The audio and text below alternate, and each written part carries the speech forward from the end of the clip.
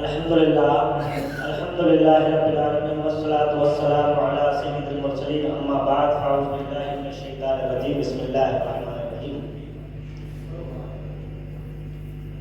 یا ایھا الذین آمنوا اتقوا اللہ وکونوا مع الصادقین آمنت باللہ صدق اللہ العظیم وبلغنا رسولہ النبی الامین الکریم ونحن علی ذلک لمن الشاہدین والشاکرین والحمد للہ رب العالمین۔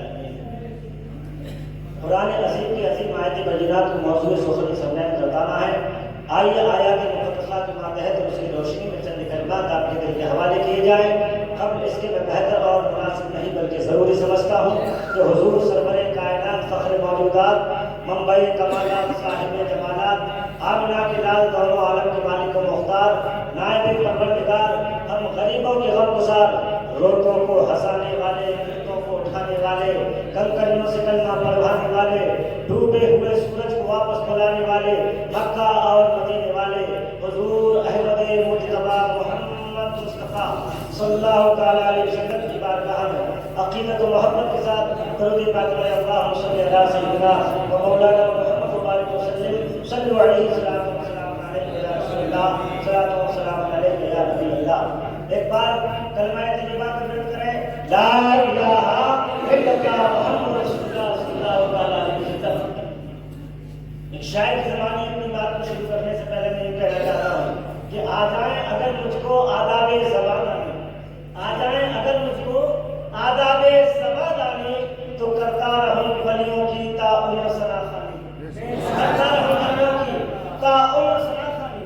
اور یہ غوث اعظم کی محفل ہے، یہ اس محفل کو جو تعلق ہے، اس محفل کو جو نسبت ہے، میں نے سنا مجھے جو پیغام دیا گیا، مجھے جو دعوت دی گئی، مجھے جو مجھ سے جو کہا گیا کہ سرکار حضور غوث اعظم کا جشن ہے، 11ویں شریف کا پروگرام ہے، تو اسی کے تعلق سے میں آپ کے اندر، آپ کی آنکھوں کے اندر جو دیکھ رہا ہوں، آپ کی محبتوں کے اندر دیکھ رہا ہوں، آپ کے چہروں کے اندر دیکھ رہا ہوں، آپ کے چہرے کی تمک میں دیکھ رہا ہوں، آپ کے جذبات میں دیکھ رہا ہوں، اور میں تمام دنیا میں دیکھ رہا ہوں، یہاں بھی دیکھ رہا ہوں، جہاں جا رہا ہوں وہاں دیکھ رہا ہوں۔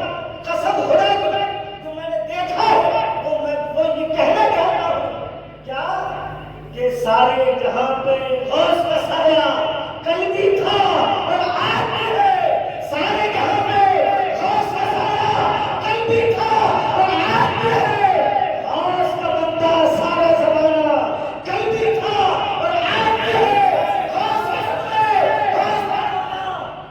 سمجھ میں آ رہی ہے؟ آواز جانا کر رہا ہے اس کے لیے غوث کے سچے، غوث کے سچے بولو نا، غوث کے سچے، غوث پہ قربا، غوث پہ جانا دل سے فدا۔ سمجھ میں آئی آپ کے؟ غوث کے سچے، غوث پہ قربا، غوث پہ جانا دل سے فدا۔ میرے نگر کا بچہ بچہ کل بھی تھا اور آج بھی ہے۔ غوث اعظم کے عاشقی بیٹھے ہیں ہم؟ میرے نگر کا بچہ بچہ کل بھی تھا اور آج بھی ہے، کل بھی عاشق تھے اور آج بھی عاشق ہیں۔ ارے عاشق ہو نہیں، عشق میں تو بیٹھے ہو، محبت میں بیٹھے ہو۔ شاید نے کہا اپنی تو ابتدائی عشق ہے، ہوتا ہے کیا؟ آگے آگے دیکھیے ہوتا ہے کیا۔ بیٹھ کے آسمان دیکھتا ہے، زمین پہ بیٹھ کے آسمان دیکھتا ہے، پروں کو کھول زمانہ اڑان دیکھتا ہے، زمانہ اڑان دیکھتا ہے۔ تو حضرات کو صرف اتنا کہوں گا، ایک بات بولیے سرکار غوث اعظم رضی اللہ تعالیٰ عنہ کے تعلق سے آپ نے بہت اچھے بڑے بڑے شاندار بڑے بڑے اچھے تفصیلی بیانات آپ نے سنے، ماشاءاللہ، علمی بیانات سنے، اصلاحی بیانات سنے، لیکن میں غوث اعظم کے تعلق سے صرف ایک بات کہنا چاہتا ہوں کہ اللہ نے جو فوقیت آپ کو بخشی ہے، اللہ نے جو آپ کو عہدہ بخشا ہے کائے کا، یعنی قطبیت کا، افضلیت کا، کون سی افضلیت کا کہ آپ تمام ولیوں میں افضل ہیں، تمام ولیوں میں آپ ممتاز ہیں، تمام ولیوں کے قطب ہیں، تمام ولیوں کے سردار ہیں، اللہ نے وہ مقام آپ کو بخشا ہے۔ تو دیکھو بات کو سمجھنا، زیادہ اگنور مت کرنا، اچھا میری ایک بات سنو چیئرمین صاحب، توجہ چاہوں گا، کیا ایک سنو یا دو سنو؟ ادھر سنیے، یعنی کہ اللہ اگر کسی کو مقام بخشتا ہے، کسی کا چرچا ہوتا ہے کوئی بھی شے، تو اس میں ویسی خوبی بھی پائی جاتی ہے۔ بے شک سرکار غوث اعظم رضی اللہ تعالیٰ عنہ کے تعلق سے آپ نے بہت سنا ہوگا۔ جی میں تو بہت چھوٹی سی چیز ہوں، میں تو بہت گناہگارہ، ایک بیکار سا، نکما سا، ابلا سا، ایک خاک کا مجسمہ ہوں، لیکن مجھ سے قبل آپ نے بڑے بڑے علماء سے بیان سنا ہے۔ ارے آپ کا دھیان کدھر ہے بھائی؟ تو جب خصوصیت ہوتی ہے تو اس میں ایسی کوئی نہ کوئی خاص بات بھی پائی جاتی ہے۔ غوث اعظم کا جو مقام ہے ہدایت کا، قربیت کا، تو اللہ تبارک و تعالیٰ نے کچھ ایسی نشانی آپ کی ولادت کے وقت پر ظاہر فرمائی تھی۔ کیسی؟ وہ ایسی ظاہر فرمائی تھی جیسے تمام انبیاء کو مقام اللہ کے رسول صلی اللہ علیہ وسلم کا، جیسے کیسا مقام کہ اللہ کے رسول کے تعلق سے آتا ہے کہ تمام انبیاء ستاروں کی طرح اور نبی ہمارا چاند کی طرح۔ ایسا ہی مقام غوث اعظم کا ہے کہ تمام اولیاء تارے کی طرح، ستارے کی طرح، غوث اعظم اولیاء میں چاند کی طرح ہے۔ غوث اعظم چاند کی طرح ہے۔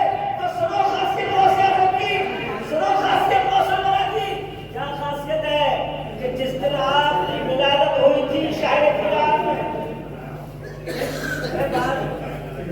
چیئرمین صاحب، چیئرمین صاحب، چیئرمین صاحب، تو جس دن آپ کی ولادت ہوئی تھی، ولادت کسے کہتے ہیں؟ پیدائش۔ بے شک جس دن آپ کا جنم ہوا تھا تو اس دن دیکھو غوث اعظم کی کرامت، اللہ نے جس دن آپ کو جنم دیا تھا اس دن شہر فیلان میں 1100 بچے پیدا ہوئے۔ کتنے؟ 1100 بچے پیدا ہوئے۔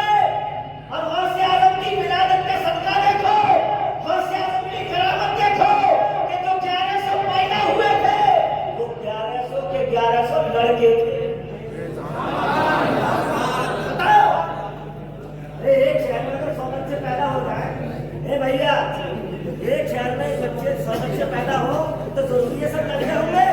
بولو نا، نہیں ہو سکتے ہیں کیا؟ نہیں، یہ صدقہ غوث اعظم ہے کہ 1100 کے 1100 سب لڑکے تھے۔ اور پھر اللہ نے ایک اور فضل فرمایا کہ وہ 1100 کے 1100 سب اللہ کے ولی پیدا ہوئے، ولی پیدا ہوئے تھے۔ اور کوئی لوگ کہتے لگا رہے ہیں، بس ایک بات میں کہہ دوں، بات کیا سمجھ رہا ہوں آپ کو؟ دیکھیے سرکار غوث اعظم رضی اللہ تعالیٰ عنہ کی بہت ساری کرامات ہیں، لیکن ایک آخری بات آپ کو بتاتا ہوں۔ جب کہیں غوث اعظم جاتے تھے جلسے میں تو لوگ گنہگار آتے تھے، پرہیزگار ہوتے تھے، سبحان اللہ لاکھوں کا مجمع، 70,000 لوگ ایک ایک بار میں، جو کفر میں ہوتے تھے، بے ایمان والے ہوتے تھے، گنہگار ہوتے تھے، پرہیزگار بن ہوتے تھے، 70 لاکھ لوگ ایک ایک بار میں توبہ کرتے تھے۔ اور غوث اعظم، حضور غوث اعظم رضی اللہ تعالیٰ عنہ کا یہ مقام تھا کہ جب آپ جہاں تشریف فرما ہوتے تھے تو آپ کے مریدین ہوا کرتے تھے، آپ کے متوسلین ہوا کرتے تھے، چاروں طرف سے گھیر کے بیٹھ جایا کرتے تھے، تو کڑاکے کی سردی ہوا کرتی تھی، کڑاکے کا موسم ہوا کرتا تھا، ٹھنڈی پڑتی تھی، کڑاکے کی سردی میں آپ کے بدن مبارک پر ایک ہلکا سا کرتا ہوتا تھا۔ کیا؟ ہلکا سا کرتا، ہلکی سی ٹوپی۔ جب برف پگھلتی تھی شہر فیلان کی گلیوں میں، جب بغداد میں برف پگھلتا تھا، اس وقت آپ کے بدن مبارک پر ایک ہلکا سا کرتا ہوتا تھا۔ تو پھر لوگوں نے پوچھا، بدن سے پسینہ ٹپکتا تھا، ہلکا سا کرتا ہوتا تھا، تو اس واقعے کو کسی کس سے؟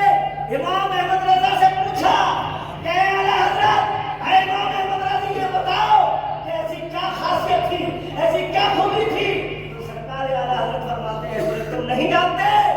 اعلیٰ حضرت نے اپنے قلم کو اٹھایا اور رقم دراز ہوتے ہوئے نظر آئے کہ عشق تیرے سجدے، عشق تیرے سجدے چلنے سے چھوٹے سجدے، وہ آگ لگائی ہے تو آگ بجھا دے گی۔ عشق تیرے سجدے چلنے سے چھوٹے سجدے، وہ آگ لگائی ہے تو آگ بجھا دے گی۔ جو پسینہ جانے کا موسم میں ٹپکتا تھا، جو لوگ حرارت پیا کرتے تھے گرمی کی، وہ کون سی گرمی تھی میرے مسلمانوں، میرے نوجوانوں؟ وہ کون سی گرمی تھی؟ وہ گرمی کوئی اور گرمی نہیں تھی، وہ گرمی عشق مصطفیٰ کی گرمی تھی، خدا کی گرمی تھی، اور گرمی نہیں تھی۔ تو یہ وہ گرمی ہے، اس لیے شاعر نے کہا ہے کہ تشنگی جم گئی ہونٹوں پہ شبنم کی طرح، تشنگی جم گئی ہونٹوں پہ شبنم کی طرح۔ ارے میں تو ڈوب کر بھی کر دریا سے پیاسا ہوں، میں تو ڈوب کر بھی۔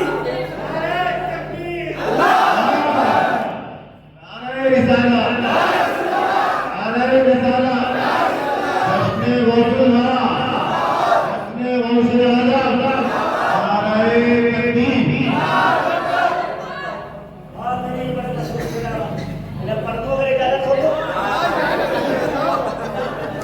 آقا نے بے زبان کو گویا بنا دیا، آقا نے بے زبان کو، آقا نے بے زبان کو گویا بنا دیا، مٹھی میں کنکروں کو بھی کلمہ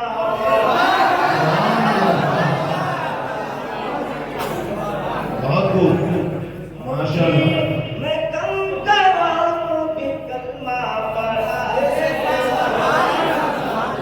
خواجہ پیا نے ہند میں آسن جما دیا،